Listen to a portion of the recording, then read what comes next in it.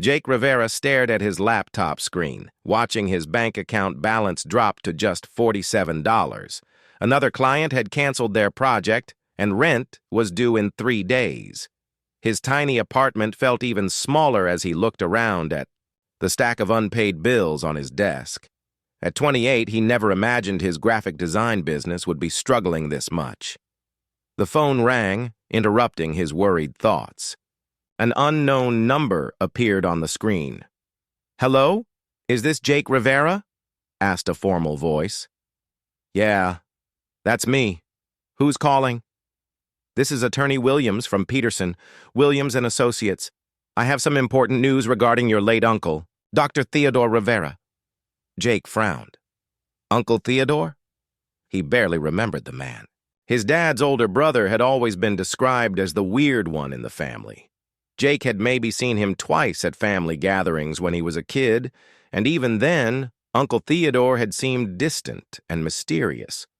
"I'm sorry, but Uncle Theodore passed away?"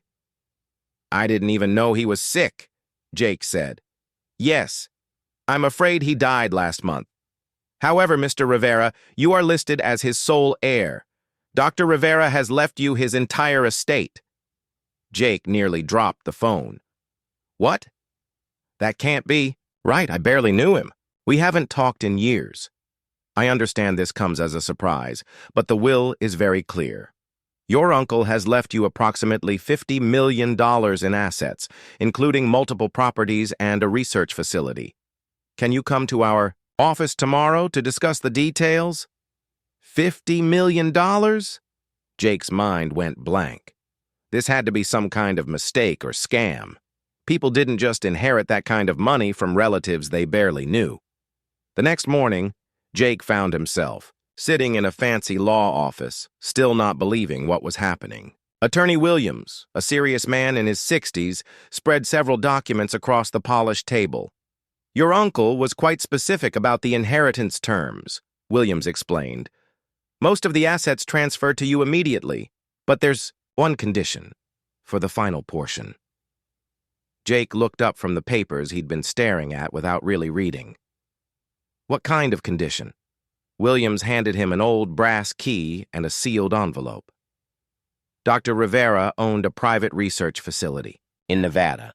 You must visit this location within 30 days and use this key to access his personal laboratory. Only then will the inheritance be complete. What kind of research facility? I'm afraid Dr. Rivera never shared those details with me. He only said it was related to his government work from many years ago. Jake turned the key over in his hands. It looked ancient but felt surprisingly heavy. Government work? What did he do? According to his file, he was involved in classified projects during the 1980s and 90s. Beyond that, I know very little. Jake took the envelope and key, still feeling like he was dreaming. After signing what felt like hundreds of papers, he walked out of the office as a multi-millionaire. His first stop was the bank, where a very surprised teller confirmed that yes, millions of dollars had indeed been transferred to his account. 3 days later, Jake was driving through the Nevada desert in a rental car following GPS coordinates that led him further and further from civilization. The landscape was nothing but rocks, sand, and the occasional cactus. After 2 hours of driving on increasingly rough roads, he finally spotted a cluster of buildings in the distance. The facility looked abandoned from the outside. Several concrete buildings surrounded by a tall fence with solar panels covering most of the roofs. A faded sign read, "Desert Research Station, authorized personnel only." Jake parked near the main gate and tried the brass key on the electronic lock. To his surprise, it fit perfectly, and the gate swung open with a soft beep. As he walked toward the largest building, motion sensors activated lights along the pathway. The front door required the key again, but inside, Jake found himself in what looked like a normal office reception area. Everything was clean and well-maintained, despite the facility appearing abandoned. He followed signs pointing to Laboratory Level 1 and found an elevator. The elevator required the key once more, and Jake noticed buttons for 5 underground levels. Following his instincts, he pressed the button for the deepest level. When the doors opened, Jake stepped into a corridor that looked like something from a science fiction movie. The walls were made of some kind of smooth, white material that seemed to glow softly. Blue lights ran along the floor, leading deeper into the facility. He followed the lights until they stopped at a heavy door marked Private Laboratory, Dr. T. Rivera. The brass key worked one final time, and Jake pushed open the door. The room beyond took his breath away. Banks of computers lined the walls, their screens showing data he couldn't understand. Strange devices that looked like nothing he'd ever seen sat on metal tables. But what caught his attention most was a large chair in the center of the room, facing several massive monitors. As soon as Jake stepped fully into the room, the monitors came to life. A three-dimensional image appeared. In the air above the chair, it was Uncle Theodore, but he looked younger and was wearing some kind of silver uniform. "Hello, Jake," the image said, making Jake jump backward. "If you're seeing this message, then I have passed away, and you have successfully reached my laboratory. I know this must be overwhelming, but I need you to listen carefully to what I'm about to tell you." Jake stood frozen, staring at his uncle's hologram. "I was never just a government researcher, Jake. For the past 40 years, I have been Earth's official contact person for several peaceful alien civilizations. Yes, aliens. They've been visiting our planet for decades, but in secret, gradually, preparing humanity for eventual open contact." The hologram paused, and Jake felt his legs go weak. He grabbed the back of the chair for support. "The inheritance I've left you isn't just money, nephew. It comes with a responsibility that I pray you'll be strong enough to handle. As part of my work with our alien friends, I agreed to host 2 of their people here on Earth. They've been living among humans, studying our culture and society." Jake's mouth fell open as his uncle continued. "These 2 individuals have been like family to me, Jake, but according to their customs, when their human guardian dies, they must bond with the next family member. I'm afraid that means you." The hologram seemed to look directly at Jake. "I know this sounds impossible, but in about 60 seconds, you're going to meet Zara and Luna. They're as surprised by this situation as you will be. Neither of them expected to be stuck with an inexperienced human like yourself." Jake looked around the room frantically. "This is crazy. This can't be real. I've left detailed files about their cultures and needs in the computer system. The password is your birthday. Jake, I chose you as my heir because you have something most people lack: an open mind and a good heart. You're going to need both." The hologram began to fade. "Remember, they're not prisoners, and neither are you. But breaking their cultural bonds improperly could cause serious problems with their governments. Be patient, be kind, and try to understand that their world is about to change as much as yours." As the image disappeared completely, Jake heard a soft humming sound behind him. He turned around slowly, his heart pounding so hard he could hear it in his ears. 2 figures materialized out of thin air, as if they had been invisible and suddenly became solid. Jake's eyes widened as he found himself face to face with 2 of the most beautiful women he had ever seen, but there was something definitely not human about them. The first woman had skin that seemed to sparkle like crystal, and her eyes were a shade of blue that didn't exist in nature. The second had hair that moved like it was underwater, even though they were in a dry room, and her green eyes seemed to glow softly. Both women looked at Jake with expressions that clearly said they were as unhappy about this situation as he was. "So," said the crystal-skinned woman in a voice that sounded like wind chimes, "you're Theodore's nephew." Jake tried to speak, but only managed to make a squeaking sound. The woman with flowing hair sighed deeply. "This is going to be much more complicated than we thought." Jake stood there like a statue, his mouth hanging open as he stared at the 2 women who had just appeared out of nowhere. His brain kept telling him this wasn't real, but his eyes were seeing something impossible.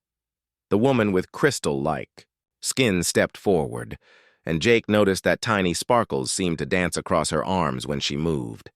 I am Zara from the planet Viridia, she said in that musical voice. And this is Luna from Aquanis. Luna, the one with the flowing hair, nodded politely but didn't look happy.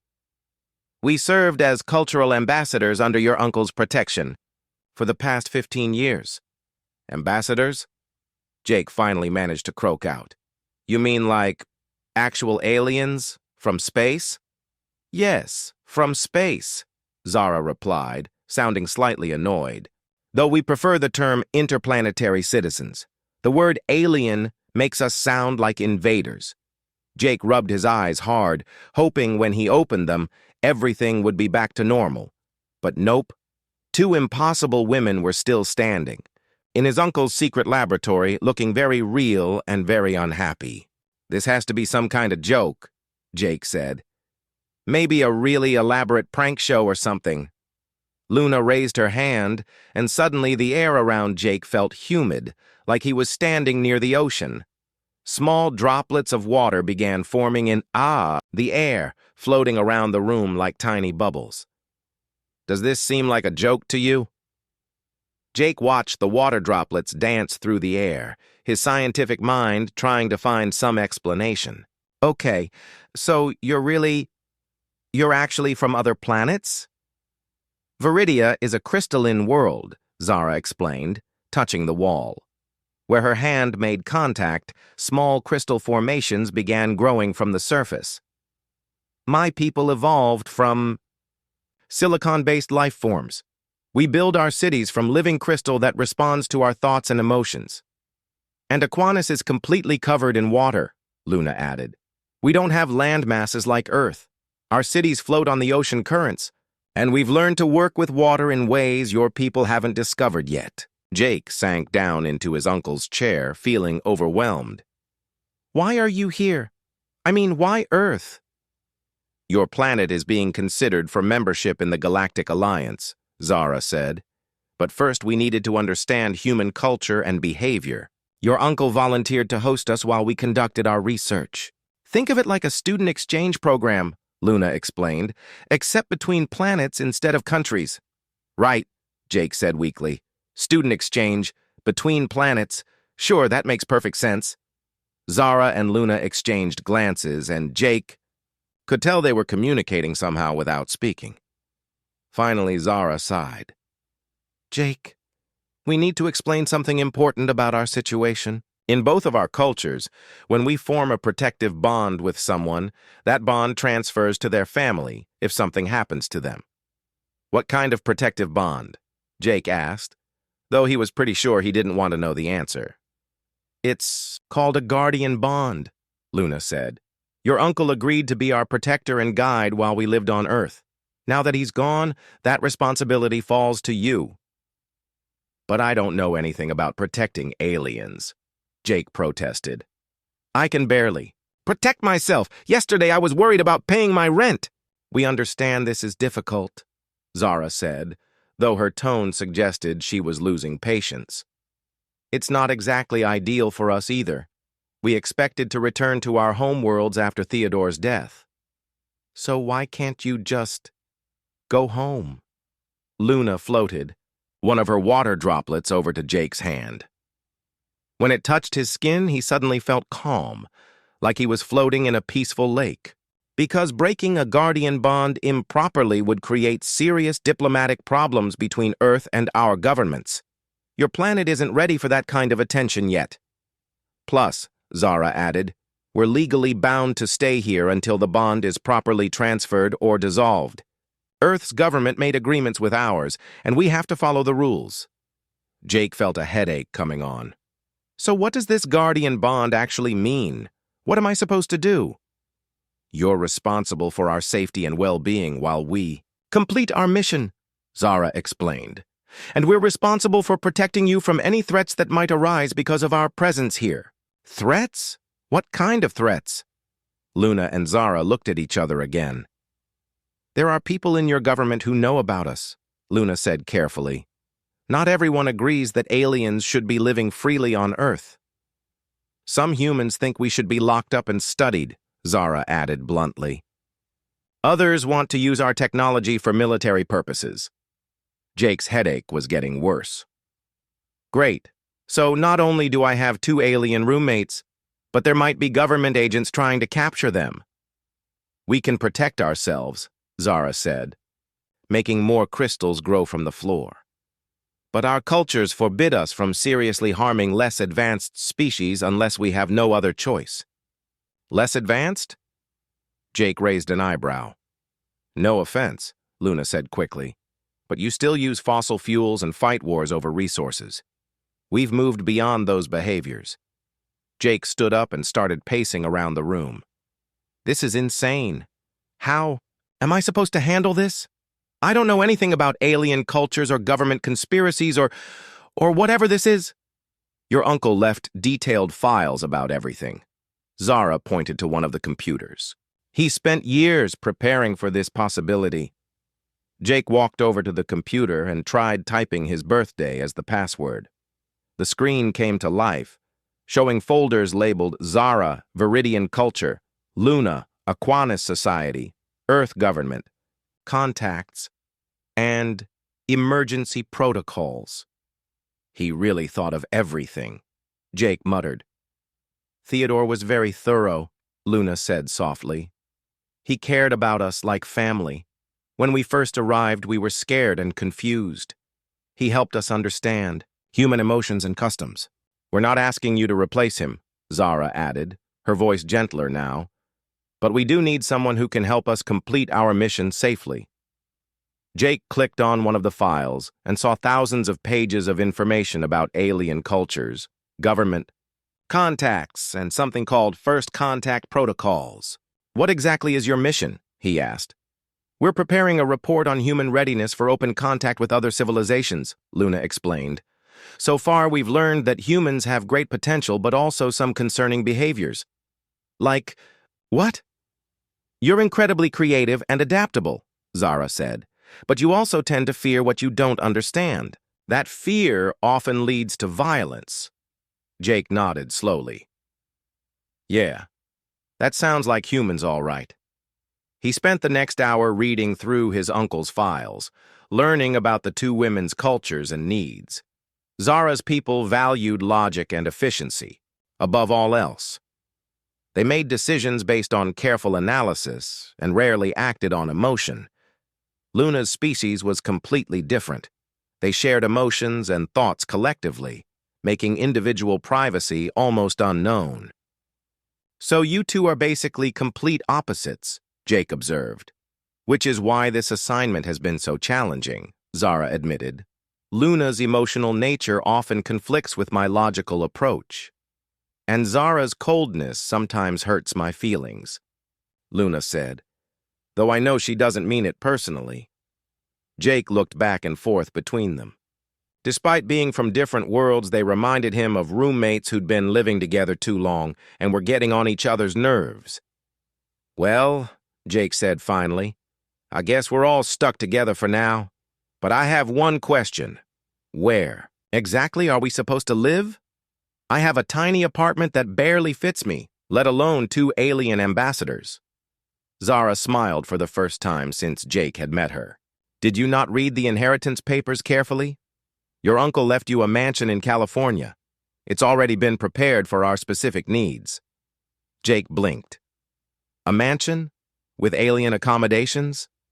Indoor pool for Luna's daily water meditation. Zara listed. Crystal-growing chamber for my health requirements. High-tech security system to keep unwanted visitors out. Plus, Luna added with a small smile, it has the fastest internet connection on the planet. Theodore knew you'd need it for your graphic design work. Jake stared at them both. Maybe this crazy situation wouldn't be as impossible as he'd thought. 2 weeks later, Jake stood in the kitchen of his inherited mansion, staring at what used to be his granite countertop. Now it looked like a crystal cave had exploded across the surface, with sharp blue formations growing in every direction. Zara, he called out. The kitchen counter is doing that thing again. Zara appeared in the doorway, looking embarrassed. I'm sorry. I was trying to make coffee, but your machine is so primitive. I got frustrated and my emotions affected my body chemistry. Jake, sighed and grabbed a towel to clean up the coffee that had splattered everywhere when the crystals erupted. We've talked about this.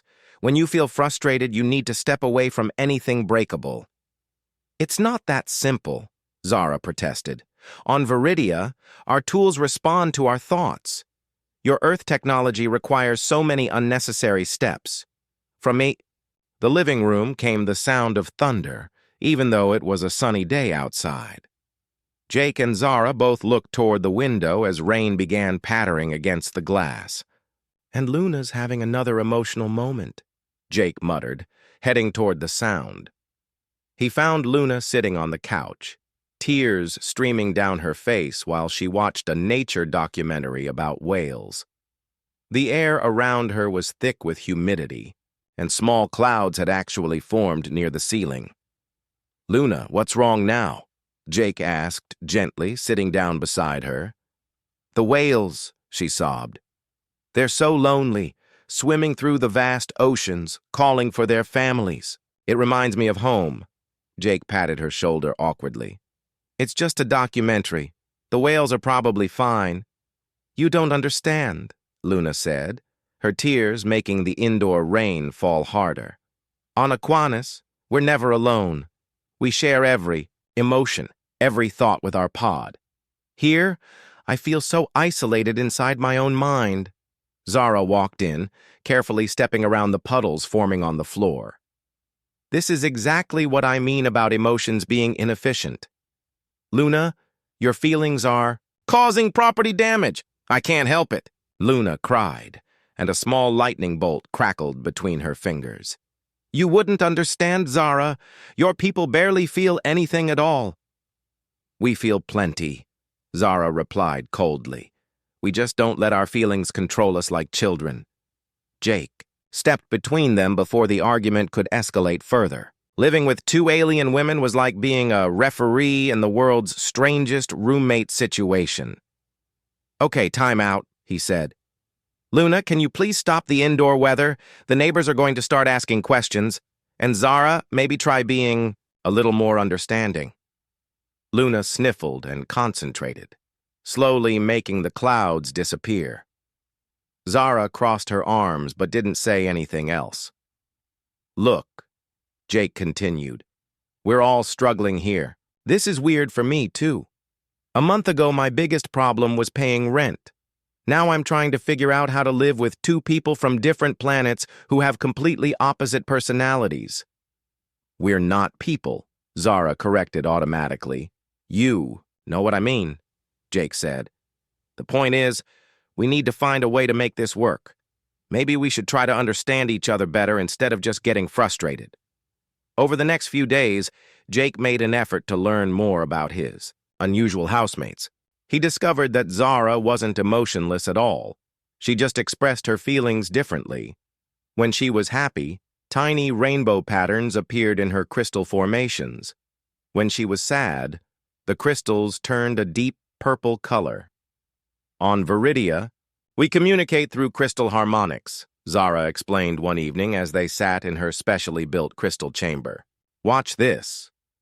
She touched a large crystal formation, and suddenly the room filled with the most beautiful music Jake had ever heard. It wasn't coming from speakers. The crystals themselves were singing. "That's incredible," Jake breathed. "What does it mean?" "It's a song about finding unexpected friendship," Zara said softly. "I composed it yesterday after you defended me to Luna." Jake was touched. "You were upset about the fight?" "I don't like conflict," Zara admitted. "My people value harmony above all else. But Luna's emotional outbursts make me feel chaotic inside. I don't know how to handle it." Meanwhile, Jake learned that Luna's connection to water went far deeper than just needing to swim every day. She could sense the emotions of any living thing that had ever touched water, which meant almost everything on Earth. "It's overwhelming. Sometimes," Luna explained as they sat by the pool Jake had built for her daily meditation. "I can feel the happiness of children playing in puddles, the fear of animals during storms, even the loneliness of fish in aquariums. Is that why you get so emotional watching nature shows? Jake asked. Partly, Luna nodded. But also because I can sense how disconnected humans are from their environment. On Aquanus, we're part of the ocean. Here, most humans see nature as something separate from themselves. Jake had never thought about it that way. So, when you cry about the whales, you're really feeling their actual emotions? And the emotions of everyone who's ever watched them, photographed them, or even just thought about them while near water, Luna said. It's a lot to process. Gradually, Jake began to see his role not just as their protector, but as a translator, between two completely different ways of experiencing the world. When Zara got frustrated with Luna's emotional responses, Jake helped her understand that Luna couldn't control her empathic abilities any more than Zara could control her crystal formations. When Luna felt overwhelmed by Zara's logical approach to everything, Jake explained that Zara's structured thinking was actually a form of caring. She was trying to solve problems and make their lives better. You know, Jake said one morning as they all sat around the breakfast table, which now had crystal formations carefully contained in decorative holders, you two are more alike than you think. Both women looked skeptical. Really, Jake continued. Zara, you compose music with crystals to express your feelings. Luna, you create weather patterns that reflect your emotions. You're both artists in your own way. Zara tilted her head thoughtfully. I never considered weather creation to be an art form, and I never thought of crystal harmonics as music, Luna admitted. On my world, we consider it more like emotional architecture. See? Jake smiled. Different methods, same creative impulse. That afternoon, something amazing happened. Jake found Zara and Luna in the backyard, working together on what they called a collaboration. Zara had grown crystal formations in intricate patterns, while Luna had created a gentle mist that caught the light streaming through the crystals, creating the most beautiful rainbow Jake had ever seen. It's gorgeous, he said, genuinely amazed. Zara provided the structure, and I provided the emotional resonance, Luna explained. Together we made something neither of us could create alone. It's surprisingly harmonious, Zara admitted, sounding surprised by her own words. Jake realized that his uncle had been preparing him for more than just taking care of two alien ambassadors. He'd been preparing him to help build bridges between completely different ways of thinking and being. You know what? Jake said, pulling out his phone to take a picture of their creation. I think we're actually figuring this out. For the first time since they'd all met, Zara and Luna smiled at the same time.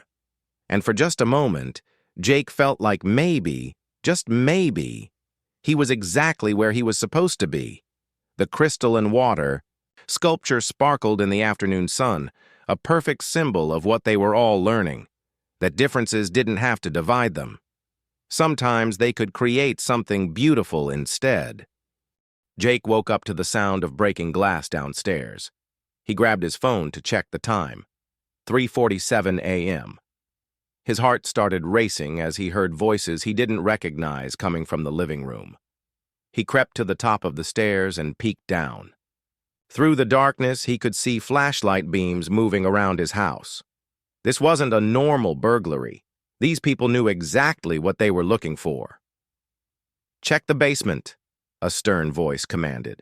The readings are strongest down. There. Jake's blood ran cold. They were looking for Zara and Luna.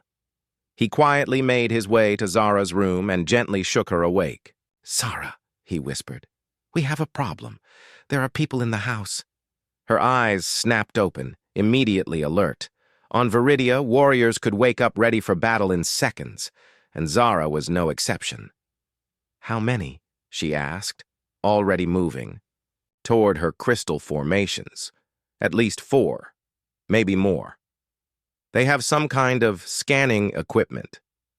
Zara's skin began to shimmer as her body prepared for defense. Wake Luna. We need to get to the safe room. Jake hurried to Luna's pool room, where she floated peacefully in her nightly meditation, The moment he touched the water, she sensed his fear and anxiety. "Danger," she whispered, rising from the pool. "I can feel it in the air." The three of them moved quickly through the house's hidden passages that Uncle Theodore had built for exactly this situation. But as they reached the safe room, bright lights suddenly flooded the hallway. "There!" shouted a man in black tactical gear. "All 3 targets acquired." More armed figures appeared from every direction, surrounding them completely. Jake's heart sank as he recognized the leader, a cold-eyed woman in a business suit who looked like she'd never smiled in her life. "Director Hayes, Federal Alien Investigation Division," she announced, showing a badge. "You're all coming with us." "On what authority?" Jake demanded, trying to keep his voice steady. "The authority of national security," Hayes replied. "These alien entities pose a potential threat to humanity." "They're not entities," Jake protested. "They're ambassadors. They're here legally." Hayes laughed coldly. "Legal? Son, there are no laws protecting aliens on American soil. Dr. Rivera's little arrangement died with him." Jake felt Zara tense beside him. Her crystal formations began growing rapidly along the walls, creating barriers between them and the agents.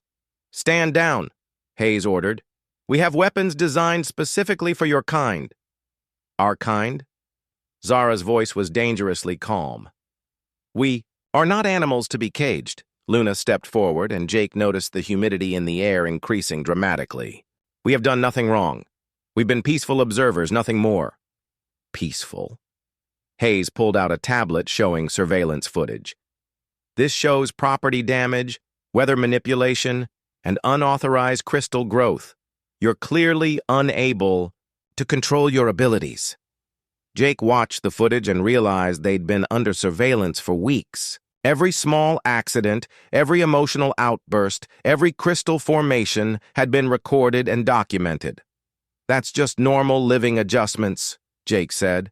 "Anyone moving to a new place has accidents." "Normal?" Hayes scoffed. "Mr. Rivera, you're harboring 2 potentially dangerous alien specimens. For your own safety, you should thank us for removing them." That word, specimens, hit Jake like a punch to the gut. These weren't government agents trying to protect anyone.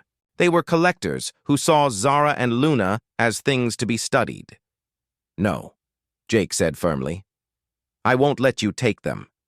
Hayes raised an eyebrow. "You won't let us?" "Son, you're a graphic designer with no military training and no government connections. What exactly do you think you can do?" Jake looked at Zara and Luna, both of whom were clearly holding back their full power to avoid hurting the agents. In that moment, he realized something important. They weren't just protecting him out of obligation anymore. They had become his family, and he was going to protect his family. "Maybe I can't stop you by myself," Jake said, pulling out his phone. "But I'm not by myself." He pressed a number he'd found in his uncle's files, a contact labeled Emergency Congressional Oversight. "Congressman Willis?" Jake said loudly enough for everyone to hear. "This is Jake Rivera, Dr. Theodore Rivera's nephew." "Yes, sir, the Alien Protection Program. We have a situation." Hayes tried to grab the phone, but Zara's crystal barriers blocked her path. "Director Hayes from Fade is here with armed agents," Jake continued. "They're trying to detain the ambassadors without proper authorization." "Yes, sir, I have the documentation." "No, sir, they haven't followed any of the established protocols." Jake could hear the congressman's angry voice even through the phone. After a few minutes, Jake handed the phone to Director Hayes. Her face went pale as she listened. Finally, she hung up and signaled her agents to lower their weapons. "This isn't over," she warned Jake. "These aliens are dangerous, and eventually everyone will see that." "They're not dangerous," Jake replied. "They're just different. And being different isn't a crime." After the agents left, the 3 of them sat in the living room, surrounded by crystal barriers and small indoor rain clouds from their stress. "That I was incredible," Luna said, her voice full of amazement. "You stood up to them even though you were terrified." "How did you know?" Jake asked. I could feel your fear through the moisture in the air, she explained. But I could also feel your determination. You were more afraid of losing us than of facing them. Zara looked at Jake with something he'd never seen in her eyes before: respect. On Viridia, we have a saying: true strength is not the absence of fear, but action in spite of it. You showed true strength tonight. Jake felt emotional, but tried to hide it. You guys would have done the same for me. Yes, Zara said simply. We would, because you're not just our guardian anymore, Jake. You're our friend. Luna nodded, creating small water droplets that sparkled like stars around them. Our pod brother, as we say on Aquinas. Jake realized that somewhere along the way, his obligation had turned into something much more important. These weren't alien. Strangers he was stuck with. They were his chosen family. So what happens now? Jake asked. Hayes isn't going to give up. Now we do what your uncle always planned, Zara said. We prepare Earth for what's coming. What's coming? Luna and Zara exchanged glances. The Galactic Alliance has been watching tonight's events, Luna explained. How humanity treats us will determine whether your planet is ready for open contact. And if we're not ready, then Earth remains isolated for another 100 years, Zara said, or until you evolve enough to join the galactic community. Jake looked around at the crystal, barriers and floating water droplets that filled his living room. A month ago, his biggest worry was paying rent. Now he was apparently helping decide humanity's cosmic future. No pressure or anything, he muttered. But as he looked at Zara and Luna, his crystal-singing, weather-controlling, impossible alien, family, Jake realized he wouldn't trade this crazy life for his old normal one. They had work to do. 3 months after the incident with Director Hayes, Jake stood in his uncle's secret laboratory, watching Zara and Luna work together on something that looked like a giant crystal computer mixed with a water fountain. The entire setup glowed, with soft blue light, and hummed with energy he couldn't begin to understand. Are you sure this is going to work? Jake asked, adjusting the camera he'd set up to record their progress. The communication array should allow us to contact the Galactic Alliance Council directly, Zara explained, her hands dancing over crystal controls that grew and shifted as she touched them. But we need Luna's emotional resonance to carry the signal across such vast distances. Luna nodded, placing her hands in a pool of water that somehow stayed perfectly still despite the energy flowing through it. Water carries emotional memory better than any other medium. It will help them understand not just our words, but our feelings about humanity. Jake had learned so much in the past few months.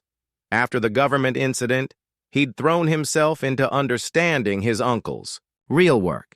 The files revealed an incredible truth. Earth wasn't just being considered for Alliance membership, it was being tested.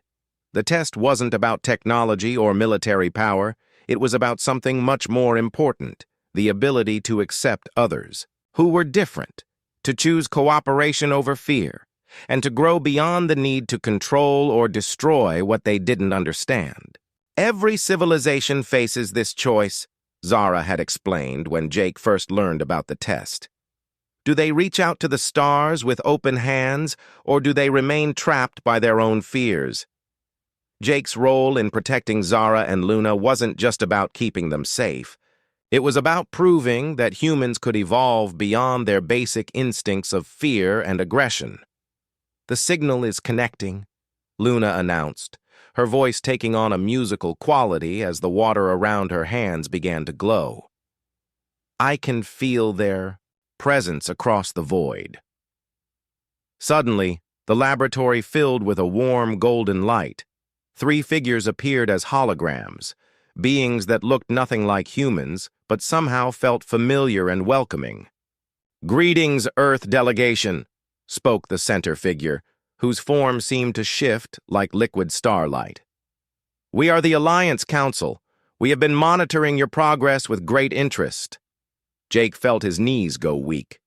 He was actually talking, Two aliens from space, not just Zara and Luna, but representatives of an entire galactic civilization.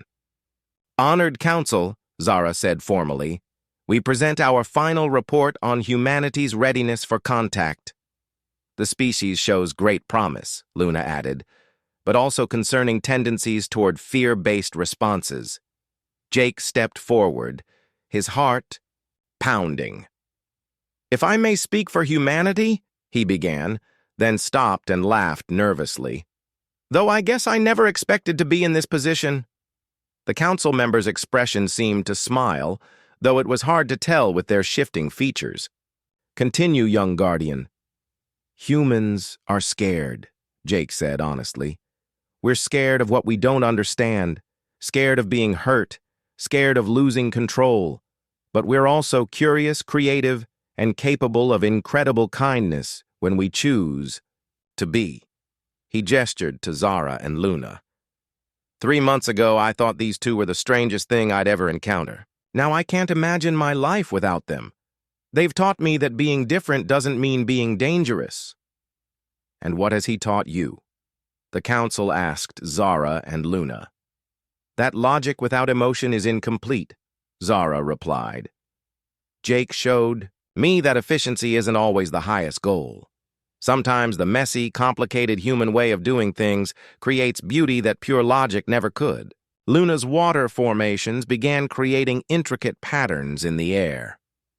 He taught me that individual thought doesn't mean loneliness. Humans may not share a collective consciousness, but they choose to connect with each other. That choice makes their bonds even stronger than ours. Jake felt overwhelmed by their words. I just tried to be a good friend, which is exactly why humanity shows promise, the council member said. The greatest civilizations are built not on power or technology, but on the simple choice to care for others. The hologram shifted, showing images of other worlds, crystalline, cities, floating ocean settlements, and landscapes Jake couldn't even begin to describe. However, the council continued, there are still those among your species who choose fear over friendship. Director Hayes and her organization represent a significant obstacle to open contact. Jake's stomach dropped. Are you going to reject Earth because of people like her? That depends, another council member spoke, this one resembling a living tree made of light. Are you willing to continue the work your uncle started? What kind of work? Zara and Luna exchanged glances, then Luna spoke. Jake, your uncle wasn't just hosting us. He was preparing Earth for a gradual introduction to galactic society. Small steps, one person at a time. There are others, Zara added. Other humans who've been contacted, other aliens living quietly on Earth, other families like ours learning to bridge the gap between worlds. The council's main representative leaned forward. Jake Rivera, we offer you the position your uncle held, Earth's unofficial ambassador to the Galactic Alliance. Your job would be to help humanity prepare for eventual open contact. Jake stared at them in shock. Me? I'm just a graphic designer. I don't know anything about diplomacy or politics or cosmic stuff. You know about friendship, Luna said, softly. You know about choosing understanding over fear, and you know about building bridges between different ways of thinking, Zara added. Those are the most important qualifications. The council waited patiently while Jake processed everything. Finally, he looked around the laboratory, at the advanced technology, at his two impossible friends, at the holographic representatives of civilizations beyond his imagination. If I say yes, Jake asked, what exactly would I be doing? Helping other human-alien partnerships succeed, the tree-like council member explained. Teaching people like Director Hayes that cooperation serves humanity better than control. Gradually introducing your species to the reality of galactic civilization. And if I say no? Then Earth remains isolated for at least another century, the first council member said gently. We do not force contact on any species. The choice must always be freely made. Jake thought about his old life, the tiny apartment, the financial stress, the feeling that nothing he did really mattered. Then he looked at Zara and Luna, who had become the most important people in his world. "Will they stay with me?" he asked. "If they choose to," the council replied. "Their original mission is complete. They are free to return home or to continue working with you." Jake turned to his friends. "What do you want to do?" Zara's crystal formations began playing a soft, harmonious melody. "I've learned more about life and friendship in 6 months with you than in 60 years on Viridia. I'd like to continue learning." Luna created a gentle mist that smelled like ocean breezes. "My pod on Aquanus will always be there. But this pod," she gestured to include Jake and Zara, "this is where I choose to be." Jake felt tears in his eyes. "Then I guess we're all in this together." The council members seemed pleased.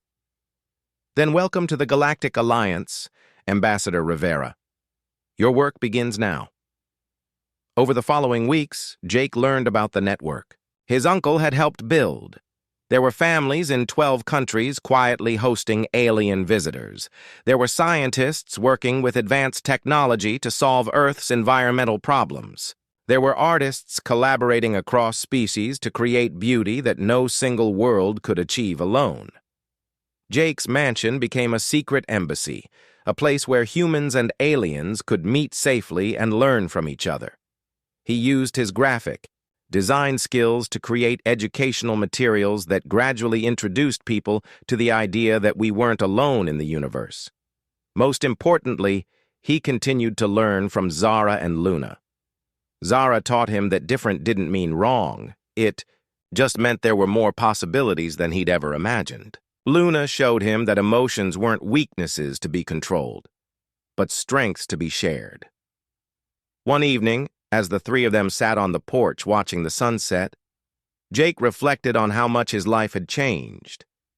"Do you ever miss your old life?" Luna asked, sensing his thoughtful mood. Jake considered the question seriously. "Sometimes I miss how simple everything used to be, but I wouldn't trade this for anything. Even the government agents and the diplomatic incidents and the crystal-covered kitchen counters?" Zara asked, with what he'd learned to recognize as her version of a joke. "Especially those things," Jake laughed. "They remind me that we're doing something important." As the stars came out, Jake could see lights moving among them that he now knew weren't satellites or airplanes. They were ships from distant worlds, carrying beings who might someday walk openly on Earth's surface. His uncle had given him more than money or property. He'd given him purpose, family, and a role in shaping humanity's cosmic future. And as impossible as it seemed for a small-town graphic designer, Jake was exactly where he belonged, building bridges between worlds, one friendship at a time.